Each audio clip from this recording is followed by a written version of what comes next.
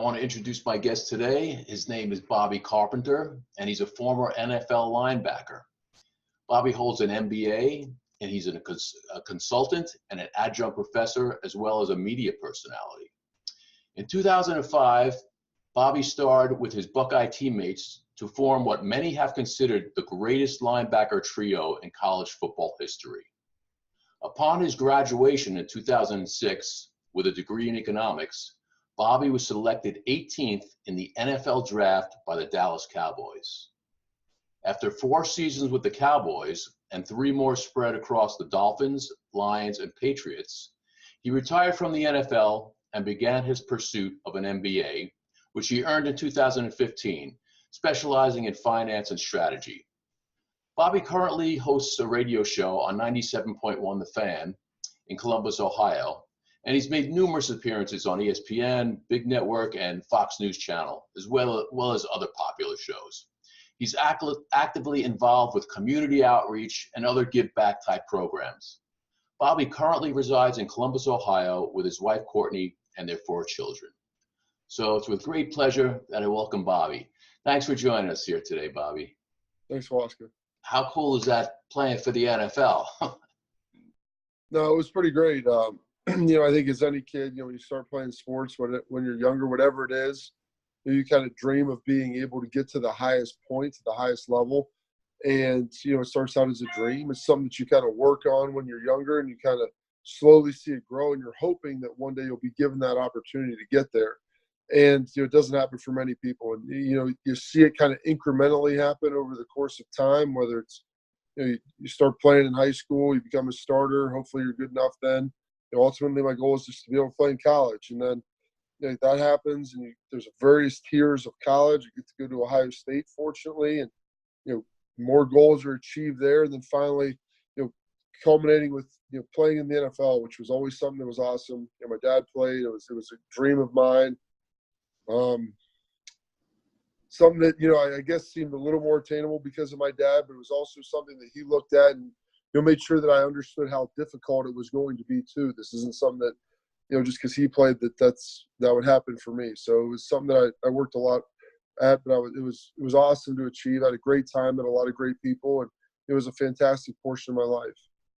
So, a lot of times you ask like little guys, hey, what do you want to be when you grow up? I'll be a fireman or a policeman or Batman or whatever. So is that, playing in the NFL? I know your dad was a coach and all, but was that something that was always like in the back of your head, like I want to play in the big leagues? Yeah, I think it probably was, but I don't know if I really shared it like that. My dad told me, his goals when he was younger, he's like, I wanted to, he grew up he was born in the 50s, grew up through the 60s. Like, his 3 goals, he said he wanted to play football in the NFL, be an astronaut, or be a forest ranger. 3 things were kind of like all over the map. And he's like, I didn't really share any of those dreams with anyone. He's like, I wasn't the smartest kid in school. I wasn't the biggest kid or the fastest kid. It's like probably a forest ranger seemed like it was something that was probably the most likely out of all of those. He's like, so I didn't want to necessarily share it because, you're going to have a million people tell you that you can't do something. And it was always like a dream of mine, a goal of mine, but I knew how incredibly difficult that it was. So I didn't necessarily want to just put it out there because it was pie in the sky a little bit. And, my parents made certain when I was growing up and working in school and, whatever sport it was, that, hey, you want to make sure that you're well-rounded. And, playing the NFL, it seems like a great dream. It's a great goal, but, it's incredibly difficult. So make sure you're good at all the other stuff. It forced me to play piano. I'm very proud of my academic accomplishments and just putting the time and effort there. I'm not the smartest person in the world, but one thing like my parents impressed upon me and, my brothers was, I want to be like a family of workers. And that's kind of how we've been able to have success in this world. You're born with some level of ability. Now, what are you going to be able to do with that from here on out? Yeah. You are a pretty smart guy. We're going to get to your successes and your business models and things like that. So I just want to focus a little bit more about like when you were growing up and playing football and all, just relating that to your relationships, like with your dad and all, and your parents. So your dad coached, so you actually played on his team. Like I remember, because I coached my boys in soccer and baseball, and I think hockey also. And I did that because I love them, and it was just great fun and all. And another reason that I did it was seeing some of these other dads, like where I live on Long Island, and it's probably true other places as well. Some of these dads were like, the number one thing was like, we're going to win, we're going to win. And actually that happened one year with my older son. They lost the first game and they never lost a game after that again. But this guy was a tyrant, and I wound up like assistant coaching just to really kind of, be an advocate for the other kids because he was so hardcore. So that was one of the reasons I wanted to coach also, just to remind, that it's supposed to be fun and not just, we got to win, we got to win. So did you go through any of that, with your dad or any other coaches as well? The one thing that was great about my dad is I think he got into it for the kids. When he got done playing, he moved back to Lancaster, Ohio. It's where him and my mom are both from. And he's like, I just want to make sure that everybody has the same opportunities that I had growing up. And it wasn't necessarily because that got him to the NFL. It was like, these opportunities were to really develop you for a human being in life. And so he coached my junior high teams, and then he got the head high school job, and he's had that for the last 21 years. And it's, it's something that he never really, like, he always said, be your best. Like, we're going to work to be our best. But he made sure that he was developing every kid out there. You want to win. I mean, you get into sports because you're ultimately competitive, but that's especially at younger ages. It's about skill development. It's about teaching kids lessons in life. And even in high school, like, that's what it's all about. Very few guys are going to go on to be able to play, collegiately or the NFL. And I say guys or girls, like, it really doesn't matter. So like, what are the skills that you're taking away for life that are going to be able to equip you when you're 25 or, when you're 35 and you have kids and, something happens in your life adverse, like, how are you going to be able to handle that? Are you going to kind of shell up and not be able to deal with it, shut your wife off, shut your kids off, or are you going to try to get up and try to figure out a better way to go about it? And that was kind of the methodology my dad always had. And it was great. And my mom coached me in swimming as well. And like, that was her thing. Like, they were grinders. Like, they were going to make sure that you worked, but they wanted every kid to really be the best that they could, regardless of it and what it was. And like, something that they always said, like, you're going to reach your fullest potential, and whatever that may be. So it's going to be different for every kid. But we want you to be ultimately the best version of yourself that you can be. So that's kind of what I do. We're young. With my kids now, my oldest is only 9. We're going to have some fun. We're going to go to practice. Like, we'll make sure, everybody's getting the ball. We're going to work on our stuff. We're going to get better. You're going to know where you need to improve. And if it's something you really like, hopefully you'll go and improve upon that. But it's more than just the wins and losses. Like, those are going to be a byproduct of what you do. And Bill Belichick's always, this thing is like, it's the process. You hear all these NFL coaches. In college too, it's the process. But that's what it's really about in life, is the process. The wins and losses, those will come. Those will be a byproduct of the work that you put in and the time and effort and energy. Those things are what happen because you do it the right way, every day outside of game day. Yeah, great points. Great points. It's relating it to real life as well, which, thanks for elaborating on that. Yeah, so your dad was a football coach. Your mom was a swimming coach. You had 3 other brothers. You're the oldest, I believe, of your Yes. brother. So I imagine you must have had a pretty competitive family, right? Oh, it was very competitive. And, both of my parents come from big families. My mom's the youngest of 7. She's the only girl. My dad's the second of 5. He's got a brother and 3 sisters. It was competition at everything. And it's good and bad. I mean, there's negatives. Our family still is like that a little bit. We mix it up. I mean, there's things that we get in arguments about that there's no real reason for, but people love to win. And, like I said, winning is part of it, but, it's whether or not it's, a real game or anything, like, it's just being competitive. And I think that was great. I mean, it gives you that edge in life where, you always are trying to be the very best. And it's just because that's what you want to do. And, there's a greater calling for that. Like, don't be satisfied with yourself if you're not trying to get the most out of what God gave you. And it's, I try to preach that to kids today, and just to make sure and understand, like, you're doing a disservice to people who have less ability than you if you don't get the most out of your ability every day. Yeah, that's so important because it is. I mean, obviously, you play sports or really in anything in life. Yes, you want to win, you want to be the best, but the humility that comes along with it, and just sportsmanship, like we learn from the youngest sport, little league or whatever it is. It's like, at the end of the game, you go up and shake everybody's hand. Yes. That's like so important in life also with whatever you do. So I'm glad to hear you say that because it's that's a big aspect. Yeah, you go compete, you work hard. Before the game, you're respectful. After the game, you're respectful. Like, you respect the effort your opponent put out. You play tough, you play clean. Like, those are all the things that are great about sports. And afterwards, you respect your opponent's efforts, and hopefully they respect yours. Yeah, that's pretty cool. Another fun fact. You and your dad were both coached by Bill Parcells. So Oh, that yeah. must have sparked some pretty cool stories, right? Yeah, it's playing for Bill. Like, it's unique. I mean, and it's something that I like to say. I mean, that's on my resume. Playing for Bill Parcells, and then playing for Bill Belichick later in my career. My dad played for both of those guys. They're Hall of Fame coaches. They go about it in different ways, but they're very demanding.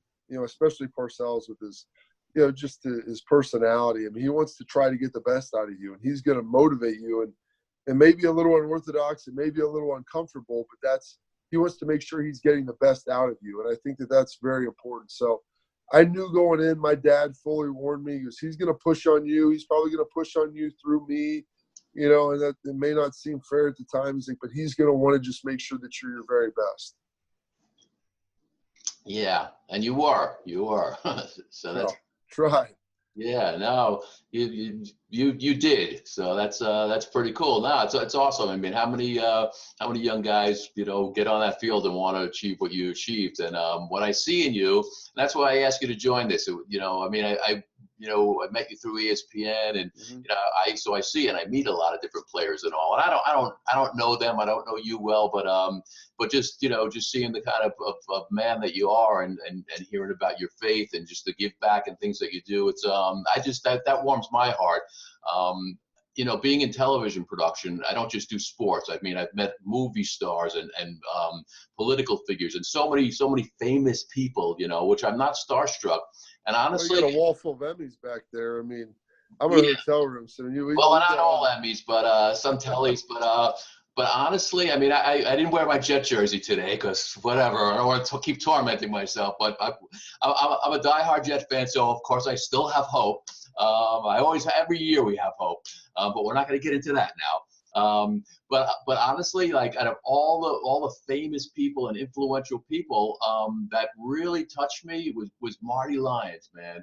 Like his like Make-A-Wish foundation. I don't know if it was Make-A-Wish was his, but years ago, I remember I was hired to work with him on that, and I was like so touched by his genuine, authentic, giving self. I was just like, you know what?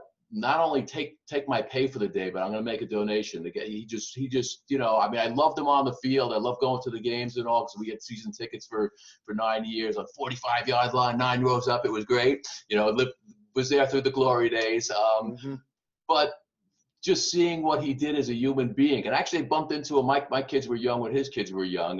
Bumping into him in Babies R Us and Toys R Us. He's just a regular guy, and just giving back. That really touches me, because I believe when you have like influential people, whether it's you have a lot of material assets, money or whatever, or just you have the ability to influence. I think it's a responsibility to do that. So, and I know that's something that you do as well. So let's talk about that, because I know you give back with like the cancer cruise and literacy and all. So let's talk about the Bobby, the sensitive Bobby, the give back Bobby, the community supported Bobby. So there's three things. And it's maybe a little biblical or whatever it is, that I always think you can give back. You can give your time, you can give your talent, you can give your treasure. And everybody always looks at the last piece, like, how much money do you give? And I think it's important to donate, especially if you are very blessed in any of three of those areas, to be able to help out. But that's only one prong of it. And, like coaching youth sports, I mean, that is a method of giving back. If you are giving of your time, and if you have a unique talent, and maybe your talent isn't you know the most about the sport, but it's just you have the patience and the ability to communicate. And so, whether it's being a part of, the Second Seven Foundation, which I'm a part of, which, promotes literacy to second graders, it's, that's tremendous. And, we'll donate to that, but also, like to get out and go try to read and try to make an impact, on kids' lives and tell them a little bit about my story. And hopefully that'll, inspire somebody. But, giving to your time, like, everybody now is so busy. We live in a digital world where everyone's staring at their screens. Like, take some time, go have some real human interaction with people, try to affect somebody's life, especially a young kid, because you have no idea what they're dealing with at home. Like, they've got all kinds of problems. And so I try to get involved with youth coaching, and I ended up coaching one of my son's teams this year. I didn't plan on it because I knew I was going to be really busy this fall, but the guy reached out to me. He ran. He's like, "Hey, I know you've coached here in the past. We don't have anyone else that's volunteering. Will you do it?" I'm like, all right, I'm like, I'm going to have to get an assistant. I'm going to have to miss some practices here and there, but, being able to just give of your time to other human beings. And both of my parents, have been coaches. My mom coaches the club swim team, has for years.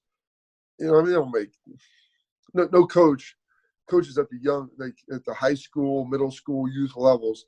They're not doing that to get rich. They put in a lot of time, put in a lot of emotional effort, a lot of your physical effort. I mean, all these things, it's a painstaking process, but you do it because you want to see people have success and have opportunities. So, I've tried to do that. The Buckeye Cruise for Cancer is the same thing. We get to do some wonderful things there, have these awesome fundraisers. We get involved financially, but also, being help to be catalyst, help raise money through other people, and just have that human interaction with people that they love to see. And I'm not a saint by any stretch. I have bad days, and there's days I don't want to talk to people, and like all those things. That's real. Like, that's part of being a human being. But always trying to take some time to be polite and courteous to others. Like, it's something that's kind of lost in society today.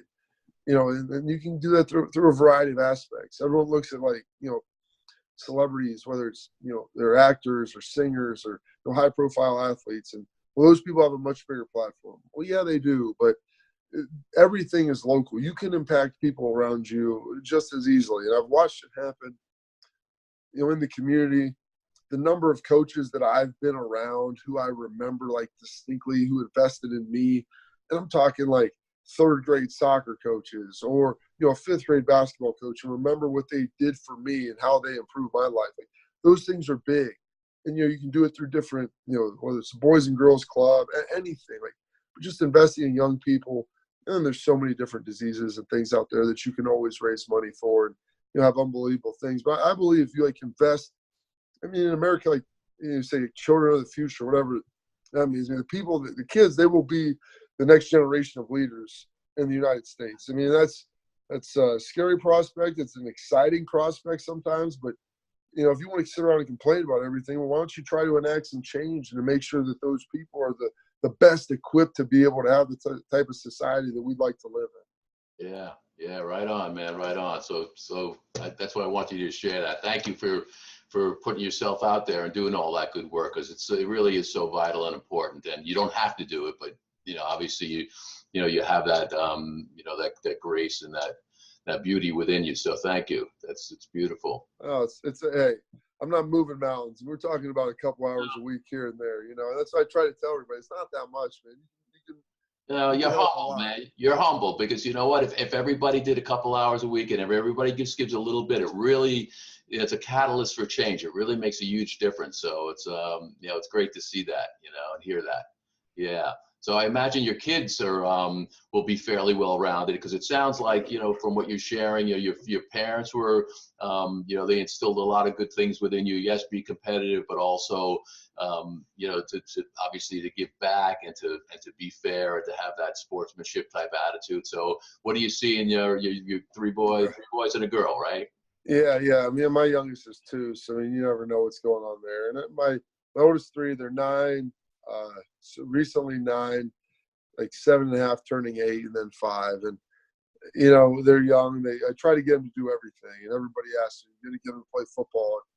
I don't know. I mean, they play flag right now. Probably gonna let them play tackle till they're a little older. I didn't play like full on football till I was 13. I mean, I played soccer, I swam, played basketball growing up. Those were kind of my sports until I got older. You know, I tell them like just go out and do something. Like find something. And I'm a big advocate. You don't want to, just inundate your kids with a lot of stuff, but hey, we're going to try a lot of things because every kid is different. And so you have no idea exactly what they're going to end up being good at. So try to just get full exposure. And I played the piano for 6 years. So I have a soft spot in my heart for that. I hated it when my mom made me do it. I didn't enjoy it. I'm glad I can do it now and read music and play a little bit still. So my kids are doing that. So are any of them going to be, playing the NFL or any other sport? I don't know. I mean, selfishly, I'd like to see your kids like what you like, but if none of them get into that, that's fine. We're going to find something we like, though. Waska, we're going to find something. We're going to work hard at it. I don't know what that is. It's going to probably be different for every kid, but we're going to find it, and we're working on it right now. Right on. Yeah. No, it's beautiful. So, you have your radio show according to Carp, and I know obviously you talk about sports and a lot of things that's going on in the sports world, but you also address other world issues and things. And I know you're also passionate about like helping young people to find like leadership and have good mindsets. And I remember reading something that you had the four E's. Enthusiasm, energy, effort, and execution. Okay, so elaborate a little bit on that, how you could change mindsets with that. Yeah, I think that they're kind of drivers. When you look at that, I mean, it's tough to have energy if you don't have enthusiasm. It's tough to have effort if you don't have energy. Like those three things are things that don't take talent. Just having like a positive enthusiasm. When you look at it, it's something that, it doesn't take any effort to kind of be a positive person and, want to do things. You can complain the whole way around it, and everybody gets guilty of it sometimes, me especially. But, when positive mindset, you look at things in a positive way, generally you're gonna perform better at it. So enthusiasm, it's going to drive your energy. You're going to be a more energetic person. You're going to be more passionate about what you're doing. You're going to be able to pour more in to other people. Like everybody sees people in the world that they walk around like, gosh, I want to talk to this person, because it's always such a downer. Like they always are complaining about everything. And so you don't want to be that guy. So when you have the enthusiasm, it drives the energy. And those two things, okay, that's going to allow you to have maximum effort. If you like what you're doing, you're passionate about it, you're going to have great energy. Like you're naturally going to put more effort into it because you're going to care about it. It's going to be more fun. And regardless, I mean, whether it's like digging ditches or working on a spreadsheet, whatever it might be, playing the piano, shooting a basketball, like all those things, they're going to be great. And like then the last piece of it is execution. And you put those three things in that they require no talent at all. Like there's no ability that you need to have energy, effort, energy, enthusiasm, energy, and effort. Like you can do that regardless of whether you're 6'7" and can jump through the gym and run a 40 and 4.5, like all those things. You don't need any of that. You can be an average sized person with less than average skills. Like you can still have all those things, and they're going to lead you to execute at least at the best level that you're able to. I mean, I don't know anybody that's ever achieved anything great that complained the entire time they did it. Like that's just not how it works in this world. Yeah. So it's being proactive. You obviously have all these qualities, and you have to be proactive and do something about it. Yeah. I mean, so that's what it is. Like figure out what it is. Have some energy. Have some effort. Have some enthusiasm about it, and then you're going to be able to execute whatever your maximum ability is. That's going to be different for everybody. Yeah, and it's there's so many like every three boys, and two of them. Well, one of them graduated college. One's going into his third year. My oldest guy, he's the organic scientist, the organic chemist. My younger, goodness, congratulations! Yeah, he's into it. He watched Breaking Bad, and he had other ideas. Oh, God. Motivated him. You know, I said, hey, I'll fund you, but no, not really. Well, maybe, I don't know. That's amazing. My youngest guy's in his third year. He goes to Cooper Union in the city. He's an artist, and the middleman, college wasn't for him. He tried architecture and personal training, which he's very into working out. So I think he's going to wind I up like that. doing something with that also. And he just got his real estate license. So but I told him, I'm like, all of you guys, it's college is great, but it's not necessarily for everybody. But find your passion, and one of them, I won't name which one because they might watch this. He's like, I gotta make money. I'm like, yes, you gotta make money, but find something that you're passionate about, and you'll figure out a way to make money. It's not just all about making money, So they get those little lessons, and like you were saying, like, yeah, you want them to be like you because, of course, as parents, we love them and we want the best for them, and of course, we know what's best for them. But you give them what you can, and they figure out what's best for them, and we have to support that, and just hopefully they're safe and healthy, and it's a wonderful journey watching how that goes along the way. No, and you think about most people that have been really successful, and I've talked to a bunch of people about this, and everybody always see the fruit, like the end product of, well, this person does this and they make all this, they make a ton of money at this, or they're very famous, or they've had all this success here.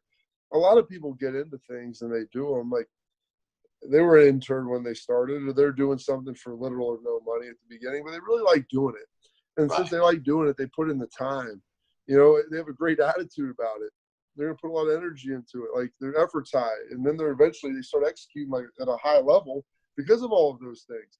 And, it goes back, you start talking about, Bill Belichick, Urban Meyer, whoever it is, Bill Parcells. I've been fortunate enough, Jim Tressel, like a lot of great coaches have invested in me. And all of them, it's the entire time. It's the process. It's the process. Like, nobody starts on third base and then just, someone hits a sac fly and you run home. I mean, you got to grind at the plate. You work your way around the bases. And if you do that and you're doing it with something that you really want to do, you're going to end up having a lot more success, and you'll find a way to be financially successful at it as much as you need to be. I mean, I don't know what that means. Like, how much money does any person need? I don't know. I mean, you'll figure that out as you move along, but if that's the focus of it, you're never going to really enjoy what you're doing. Yeah, very true, very true. And and also, like, some of these like mega successful people who we perceive or we're told that are successful, they've failed so many times. Yeah. But the thing is, they just keep getting up, and they keep going at it and going at it and going at it. They just keep pounding away at whatever their dream is, whatever their vision is, until they succeed. So absolutely. I mean, you think about people that write screenplays and different athletes. I mean, and they tell you their stories. I was cut off this team, or I was here, nobody wanted me, or this film got rejected 14 times, and finally someone took a shot on it. And they end up becoming a star because they believe in themselves and they love what they're doing. They poured their heart and soul into it, and they were relentless. Like, they didn't give up. They pursued their dreams, whatever it might be. And like that's not by mistake. Like, that's how it works. There's a lot of people that do that, and it may be years and years and years. And maybe that's not the ultimate thing that even leads them to success. Maybe along the way of them trying to do what they think they want, they find something else they like even better. But and when you get done playing, like, this is something that someone told me, guys, when they get done, they try to figure out, like, well, I don't know what I want to do. So they sit around and, like, you try to wait for this, like, aha moment, as if one day, like, eureka, it's going to just hit you. Like, no, like, that doesn't work. Like, you've got to try a lot of things. Try everything. You may not know what you like, but you'll figure out what you don't like. And then you'll be able to start eliminating stuff as you go. And so then as you move along, you start moving, this selection set over here, focus on things that you've enjoyed more, and eventually it'll weed itself out and figure it out. But you have to be aggressive and kind of pursue it. Yeah. Good point. There's so many social pressures a lot of times. Like, you got to figure out what you want to do. You got to know what you want to do. Just do it, make money. And it's a rough paradigm to live, So I want to ask you something a little more personal. Hopefully, you'll be open to being vulnerable here. So, All right. listening to your story and all, and having like an awesome dad, which sounds like he was pretty awesome. Because again, I do a lot of work with young guys and older guys, and it's a recurrent theme. Not having the relationships with our dads that we would have liked to have. I love my dad. I know in his way he loved me. His dad died when he was 13. He woke up and he fell asleep in bed with his dad. He woke up, his dad was dead. I can't even imagine at 13 years old living with that. And he started drinking, at 13 years old. So he was a functional alcoholic. He was storming Norman. Everybody loved him. My friends would stop by his place, because my parents got divorced, of course, and they want to party with him. But, it's very different when you're the son of that guy, and you wanted something else out of that relationship. So, hearing your story, I want to ask you, growing up in the family that you did and the situations that you were in, what, if any, like were some of your like really hard challenges growing up, just to, become a man? No, it's a great question, because I'm dealing with this, and I've had these tough conversations with my wife, and she grew up in a much different type of household than I did. Like, I grew up in a very conventional family. So did she. Just my family was always ultra competitive. We're a family of yellers, for better or worse. I mean, my dad's not really a big yeller. He's more laid back, but he was around. He was always present, which I always appreciated. And he didn't really say a whole lot. He was always there for me to listen. And when I had a question or some advice that he needed to give, but he wasn't overbearing. But it was tough. I mean, I grew up and went to the same high school that my dad did. There's a picture of him playing for the New York Giants hanging in our atrium as you walk by every day. And I always wanted to try to put myself in that category. What do I need to do to get to that level? And he did a good job of being like, hey, you can be your own person. Do whatever it is you want to do. He's like, but just understand. He's like, it's not fair. He's like, life isn't fair. He's like, you being my son has afforded you a lot of opportunities and some, to be able to do some things. Hopefully you're blessed with a lot of ability. He's like, but people are going to judge you differently because of that. And so there's always going to be challenges with it. And as a parent, you try to insulate your kid the best you can. But I've told my wife, like, it's not fair, like, to my boys, but people are going to judge them based upon what I've done. And if they're not, up to the caliber they believe, some people are going to have a hard time with that. And so try to tell you, I'm trying to prepare my kids for that reality. Like, you don't have to be me. There's going to be a lot of people that expect you to be that. And it's not right. It's not fair, but that's just the reality of the world. That's how it is. And so it's going to be hard. It's going to be tough. And there's going to be a lot of times that things you don't like about it. And you don't have to be me at all. But you need to make sure that you're always working. You can handle this. You can handle the pressures that people put upon you, because they're not going to be fair. And that's kind of a lot of what, my dad did with me. He prepared me for that in his own way. I mean, his dad, he had a much different relationship with his dad than we had. I have a much different relationship with my son. You try to be, maybe a little bit more personal with them. And my dad's gotten better as I've gotten older, and we have a great relationship now. It wasn't bad growing up, but it was I wouldn't use the term professional, but he, it wasn't like the warmest thing in the world, but he was a heck of a lot warmer. We've talked about that since then than him and his father were. And it's just kind of a generational thing. And so we've worked on that. He's a great grandfather to my kids. Like, he's phenomenal with it. He's been a great piece of sounding board for my advice. When I need stuff, I really appreciate him being there. He's like, you do a lot of things that I've never even thought about doing. He's like, it's tremendous. And there was a lot of opportunities, like, just with being at ESPN and being able to do some stuff that he's like, I wanted to be at home more. I wanted to move back to Lancaster, which is outside of Columbus. I didn't want to stay in New York. I wanted to go back to where we were from. And he turned out a lot of great opportunities, whether it was coaching or whether it was in the media. And I think even more so than like when my brothers and I played, he enjoys kind of living that life through us, that we maybe are doing some things that he didn't do that part of him wanted to, but he sacrificed a little bit here or there to have a different life.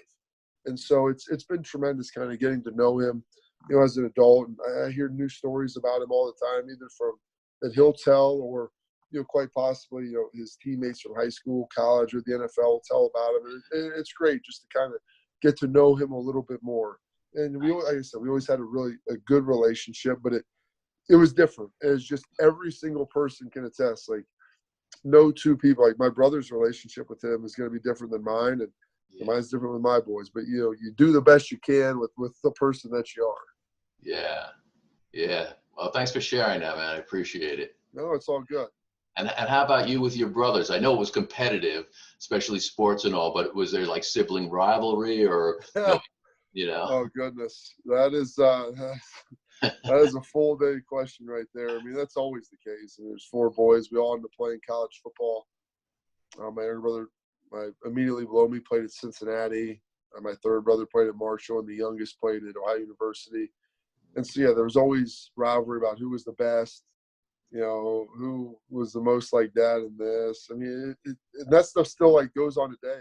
I was going to ask you, like, what's the relationship now? Like, how are you guys now?